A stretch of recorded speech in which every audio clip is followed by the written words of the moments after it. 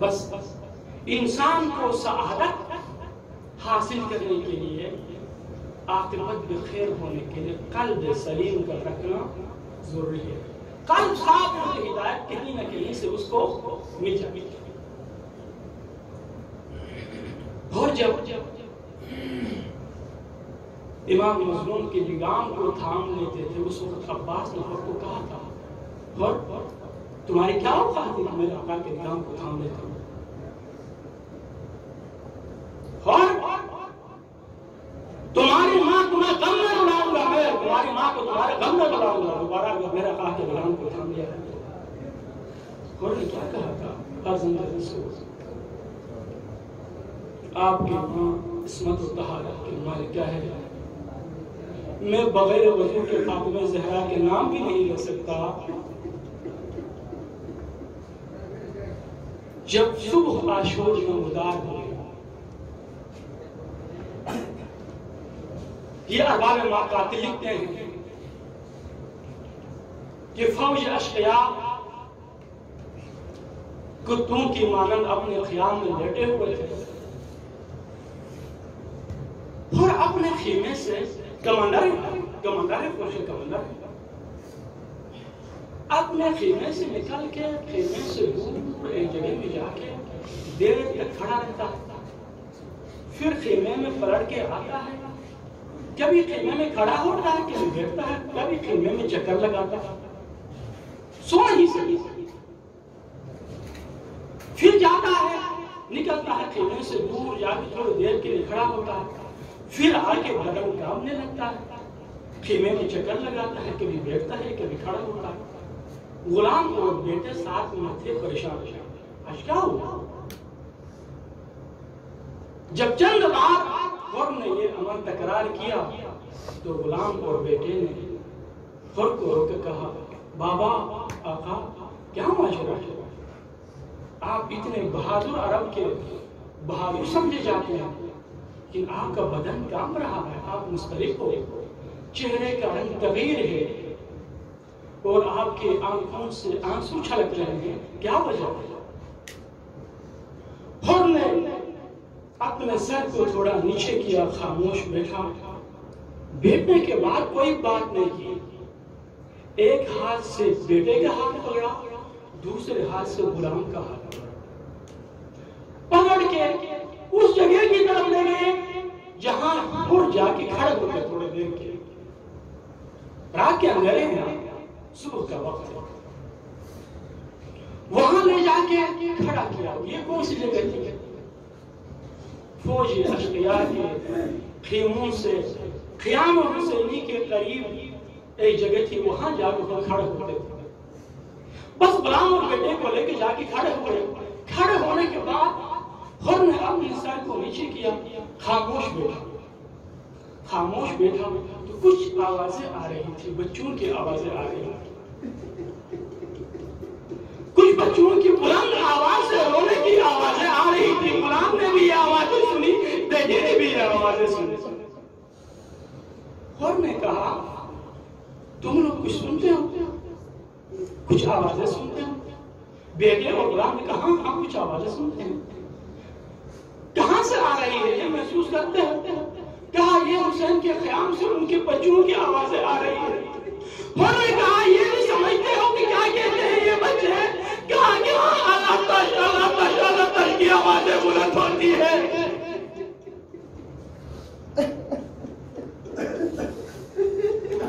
ہم نے کہا، یہ ابھی آپ نے سنی ہے، میں کب سے سن رہا ہوں، ان بچوں کی آوازوں نے میرے بدن کو کام دیا ہے اور میں مضطرب ہوں، نہیں سو سکتا۔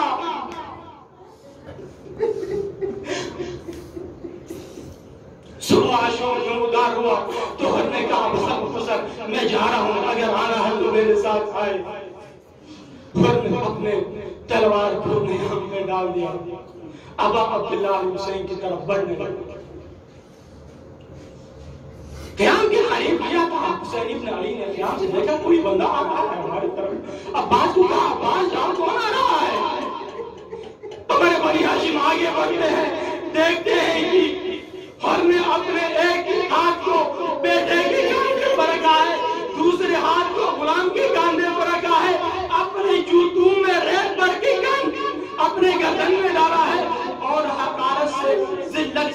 جس طرح غلام آ رہا ہے جس طرح حسین کی طرف بڑھ رہا ہے فوراً عباس جلدی سے پلٹ کے کہا آقا اور اتنی نہیں دکھائی آ رہے لیکن منظر عجیب ہے.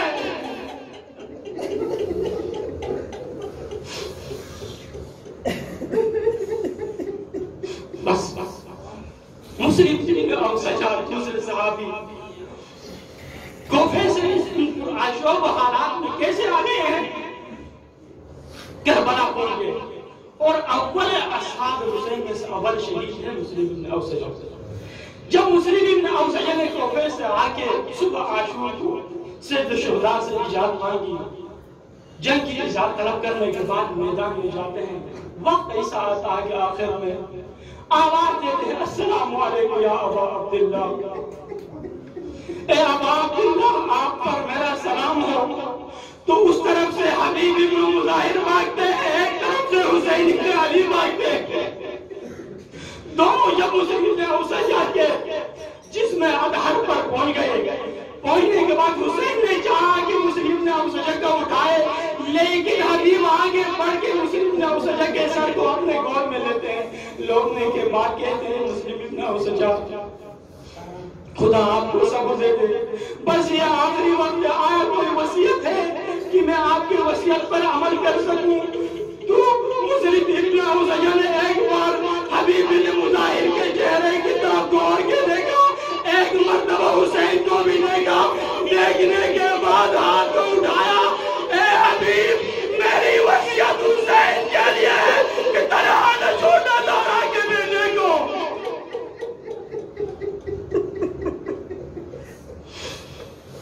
بس میرے امام الوداع ہو گئے. ایک اور صحابی کی بات کروں. ایک غلام تھا ترکی غلام جب امام سے جنگ کی اجازت مانگنے کے بعد صحرائے کربلا میں جاتے ہیں جا کے جب آخری وقت آتا ہے تو پھر سلام دیتے ہیں السلام علیکم یا سیدی و مولاي اے مولا آقا میرے آپ کے اوپر سلام ہو. تو حسین ابن علی سید الشہداء بھاگتے ہوئے جاتے ہیں. جب جاتے ہیں تو غلام ریت پر پڑا ہوا ترکی غلام ہے. تو اس ترکی غلام کو یہ اندازہ نہیں تھا کہ اب حسین میرے ساتھ کیا کرنے والا ہے. سید الشہداء نے غلام کے سر کو اٹھا کے اپنے گود میں رکھنے کے بعد غلام کو تھوڑا اور اٹھا کے اپنے باہوں میں لیا تو عجیب محسوس کرنے لگے عجیب مسلط محسوس کرنے لگے تو اس اثناء میں سید الشہداء نے دوبارہ غلام ترکی کو زمین پر رکھ کے پھل کو نیچے جھکا کے وَوَضَعَ خَدَّهُ عَلَى خَدِّهِ سید الشہداء نے اپنے چہرے کو غلام کے چہرے پر رکھا. اسی اثناء میں جب چہرے کو اٹھایا تو غلام نے فضا کر غلام ہنسے بلند آواز سے ہنسے. تو سید الشہداء نے کہا اے غلام کیوں ہنستے ہو؟ تو غلام نے کہا اس روئے زمین پر مجھ جیسا کوئی نہیں ہو سکتا ہے جس کے چہرے پر سید الشہداء کائنات کے افضل ترین مخلوق سوار دوش رسالت نے میرے چہرے پر اپنا چہرہ رکھا ہے. بس المکسرات کی زحمت تمام ہو گئی.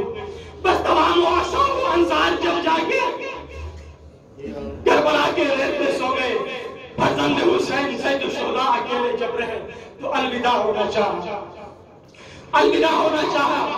زینب و ام کلثوم پر اور بچوں سے الوداعی کی اور سید الشہداء میدان 11,000 میں بول گئے. بس سارے مسائل آپ نے سن لی. دو جملے سن لے بس. جب سید الشہداء میدان 11,000 میں پہنچ کے جنگ کرتے آخری وقت ایسا آیا کہ سینے گھوڑے پہ میرے مولا سوار نہیں ہو سکے. سینے گھوڑے پہ نہیں بیٹھ سکے. زمین کربلا کی طرف آیا. زمین کربلا کی طرف جب آنے لگے تو آندھیاں چلنے لگی. ایک منادی نے آسمان سے ندا دی قد قتل الحسین بأرض کربلا. حسین کو زمین کربلا پہ شہید کر دیا گیا. یہ آواز گونجنے لگی فضاؤں میں. ملائکہ کے درمیان کوہرام مچ گیا.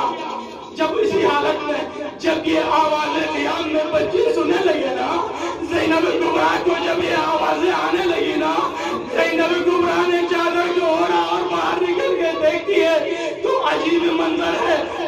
کی طرف کوئی پتھر پھینک رہا ہے، کوئی نیزہ مار رہا ہے، کوئی تلوار مار رہا ہے۔ زینب آگے بڑھتی گئی، حسین نے محسوس کیا بہن زینب آ رہی ہے، اپنے ہاتھوں کو زمین کربلا کے سہارے لیے سید مظلوم کھڑے ہو کے زینب کی طرف اشارے کرنے لگے، اے میری بہن، ابھی وہ حالت نہیں آنے والی ہے جو آپ سے برداشت نہیں ہو سکی، واپس ہو جاؤ۔ نہیں، زینب آگے بڑھنے لگی، بس المخنصر شمر لعین خنجر ہاتھ میں لے کے آگے بڑھے۔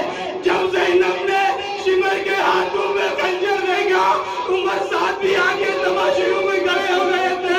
زینب نے آسمان کی طرف دیکھا، کبھی حسین کی طرف دیکھا، کبھی مدینہ کی طرف نظر دوڑائی، کوئی سمجھ میں نہیں آ رہا تھا۔ آخر میں زینب نے کہا، اے عمر صاحب، تم تماشا دیکھ رہے ہو، میرے مائی جان کو قتل کیا جا رہا ہے۔ جب شمر لعین نے آگے بڑھا، جب آگے بڑھ کے شمر لعین، یہ اب عمل کی جملے بس آخری، آپ کی زحمتیں تمام ہو گئی۔ جب شمر لعین آگے بڑھا، آگے بڑھنے کے بعد خنجر کو ہاتھ میں لیے میرے امام کے ریش مبارک کو پکڑا اور قمیص نے نجس پیر کو امام کے جب سینہ اقدس پر رکھا تو فتح کر حسین۔ حسین ہنسنے لگے، یہ مقتل کی جملہ ہے، حسین ہنسنے لگے۔ ارباب مقاتل نے کہا، حسین اس حالت میں کیوں ہنسے؟